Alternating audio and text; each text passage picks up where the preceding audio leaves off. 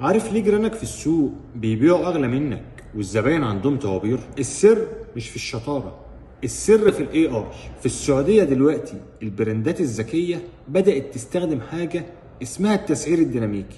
يعني ايه؟ يعني السعر مش ثابت طول اليوم، الاي اي بيحلل الطلب والمنافسين وحتى حاله الجو. لو الطلب زاد السعر بيرتفع اوتوماتيك عشان يعظم الربح، ولو الدنيا هدت السعر بينزل عشان يخلص المخزون. ده اللي بيعمله اوبر وكريم، بس دلوقتي بقى متاح للمتاجر والبراندات المحليه. تخيل انك بتكسب اكتر في وقت الذروه وبتبيع اكتر في وقت الركود، وكل ده من غير ما تتدخل. الخلاصه، لو لسه بتسعر بالبركه او بسعر السوق الثابت فانت بتخسر فلوس كتير على الترابيزه. الاي اي دلوقتي هو اللي بيحدد السعر الصح في الوقت الصح. عايز تعرف ازاي تطبق ده في بيزنسك؟ اعمل لايك واكتب لي في التعليقات عشان تعرف السر اللي محدش هيقوله لك.